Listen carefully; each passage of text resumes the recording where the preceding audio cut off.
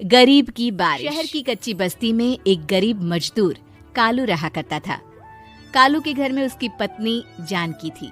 जानकी लोगों के घरों में झाड़ू पोछा करके कुछ पैसे कमा लेती थी और वहीं कालू किसी तरह मेहनत मजदूरी करके 2 वक्त की रोटी का जुगाड़ कर लेता था। कुछ दिनों से हो रही बारिश के कारण बंद हो गई थी। अरे जानकी, इस बार तो बरसात ने हद ही कर दी, रुकने का नाम ही नहीं ले रही। कुछ समझ में नहीं आ रहा, अगर इसी तरह काम पर नहीं गया तो 2 वक्त की रोटी का जुगाड़ कैसे होगा। अरे तुम चिंता क्यों करते हो, बारिश का क्या है, 1 आध दिन में रुक जाएगी और उसके बाद में फिर से काम शुरू हो जाएगा। अरे 3 दिन तो हो गए, बरसात तो रुक ही नहीं रही है और आगे भी रुकने के कोई आसार नहीं दिख रहे। तो क्या हुआ, तुम्हारा काम बंद हुआ है ना? मैं तो अभी भी लोगों के घर झाड़ू पोछा करने जाती ही हूँ। मेरे पगार से कुछ दिन तो निकल ही जाएंगे।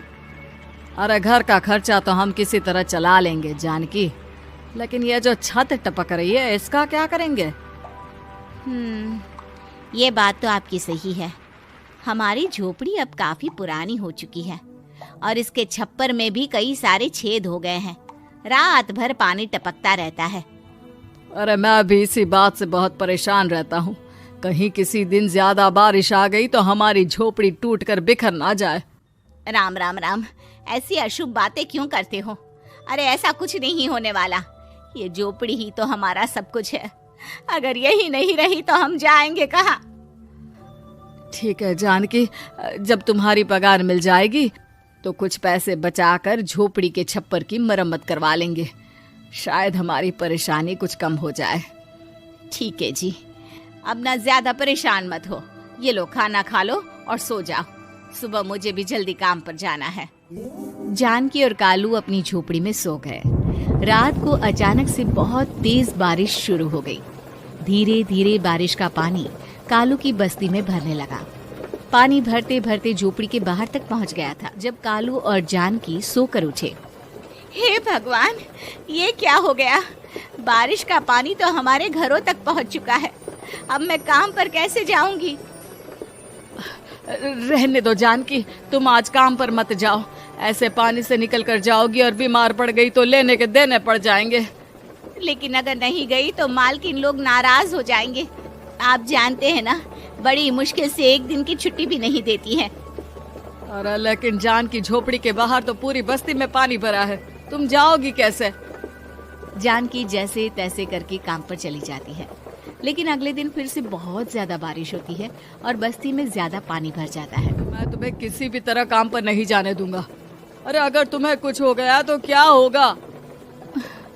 ठीक है, तुम ठीक ही कहते हो, आज नहीं जाती। अगर मालकिन नाराज हो गई तो मना लूंगी किसी तरह। अरे मनाने वाली क्या बात है, जब तुम बताओगी कि हमारी झोपड़ी में पानी भर गया है तो वो खुद ही समझ जाएंगे ना।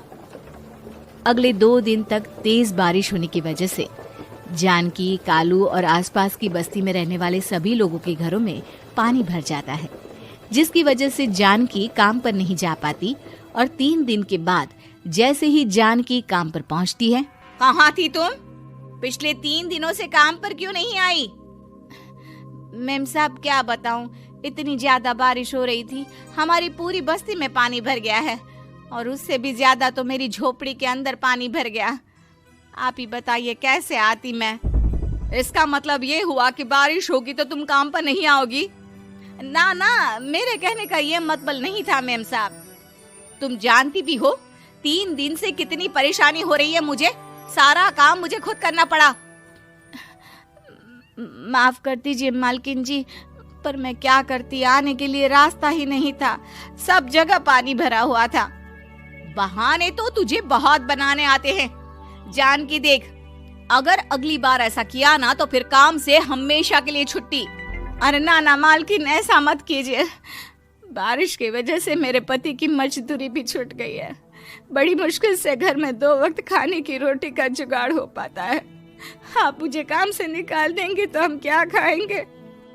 अगर इतनी ही चिंता है तो फिर रोजाना काम पर आया करो। चलो अब जल्दी से जाकर घर का सारा काम करो। रुकने का नाम ही नहीं ले रही थी। पूरे शहर में बाढ़ जैसे हालात बन गए थे, लेकिन नौकरी जाने के डर से जानकी किसी तरह रोज काम पर जाती थी। एक दिन जब जानकी काम करके अपने घर लौट आई तो अचानक उसकी बस्ती में कुछ लोगों का शोर सुनाई दिया। अरे लगता है बाहर कुछ हुआ है, मैं जाकर देखता हूँ। हाँ हाँ, पता तो कीजिए, ये बस्ती में लोग इतना शोर क्यों कर रहे हैं। बाहर जाकर कालू ने एक आदमी क्या से हुआ पूछा। भाई, इतना शोर क्यों मचा रहा है? अरे क्या बताए भैया, अपनी बस्ती के बाहर एक पुल टूट गया है और वहाँ पर एक कार फंसी है। थोड़ी देर में अगर किसी ने नहीं बचाया ना तो वो कार पानी में बह जाएगी। ये क्या कह रहे हो भैया, कार के अंदर कोई है क्या? हाँ, कोई औरत बैठी है, अकेली है, बहुत रो रही है बेचारी, मदद के लिए बुला रही है। अरे तो हमें जाकर उनकी मदद करनी चाहिए ना। अरे लेकिन इसमें बहुत खतरा है, हमें अपने आप को बचाना चाहिए। पानी कभी भी हमारी बस्ती की तरफ आ सकता है। अरे तुम्हें नहीं चलना तो मत चलो, लेकिन मैं तो जाकर उस औरत की मदद जरूर करूंगा। कालू उस जगह पर पहुंचता है जहां वो औरत कार में फंसी हुई थी। वहां पर पानी का बहाव बहुत तेज था और सारा पानी कालू की बस्ती की तरफ ही आ रहा था। कालू ने एक बड़ी सी रस्सी को पेड़ से बांध दिया और दूसरे सिरे को कार की तरफ फेंक दिया और उस औरत को रस्सी के सहारे बाहर आने के लिए कहा। तभी वहां जानकी भी दौड़ती हुई आई। अरे ये तो मेरी मालकिन है, जिनके यहाँ मैं काम करने जाती हूँ। अरे मैडम जी, आप डरिएगा मत, आपको कुछ नहीं होगा। आपकी गाड़ी को भी मैंने रस्सी से बांध दिया है। थोड़ी देर में पानी का बहाव कम हो जाएगा, फिर हम आपकी कार को भी बाहर निकाल लेंगे। क्या तुम जानकी के पति हो? हाँ हाँ, जानकी मेरी ही पत्नी है, आपके यहाँ काम करती है ना। लेकिन मेम साहब, आप यहाँ पानी में कैसे फंस गई? अब क्या बताऊं, मैं अपनी सहेलियों के साथ पिकनिक पर गई थी, वहीं से लौट रही थी। अचानक पानी का बहाव तेज हो गया और मेरी गाड़ी फंस गई। अरे कोई बात नहीं मालकिन, अब ना आप बिल्कुल सुरक्षित हैं। मैं तो बहुत बुरी तरह डर गई थी, कब से मदद के लिए चिल्ला रही थी, लेकिन कोई मेरी मदद के लिए नहीं आया। भला हो तुम्हारा पति का जिसने मेरी जान बचा ली। लेकिन जानकी, मैंने तुम्हारे साथ बहुत गलत व्यवहार किया। इतने खराब मौसम और बाढ़ में भी तुम्हें काम पर आने के लिए कहा, नौकरी से निकालने की धमकी भी दी, और तुमने मेरी जान बचाई। मुझे माफ कर दो। अरे कोई बात नहीं मालकिन, आपकी जान बचाना तो हमारा धर्म था। देखो जानकी, तुम्हारी झोपड़ी में जो भी नुकसान हुआ है उसके लिए मैं तुम्हें पैसे दूंगी। आज तुम्हारे पति ने मेरी जान बचाई है और आज के बाद मैं तुम्हें कभी भी नौकरी से निकालने की धमकी नहीं दूंगी। आज मैं तुम्हारी परेशानी को अच्छी तरह समझ चुकी हूँ। हम जैसे पैसे वाले लोगों के लिए अपने घर में बैठकर बारिश का मजा लेना बहुत आसान है, लेकिन तुम गरीब लोगों के लिए बाढ़ और बारिश काफी परेशानी खड़ी कर देते हैं। ये बात मुझे आज अच्छी तरह समझ आ गई है। आपका बहुत बहुत धन्यवाद मालकिन।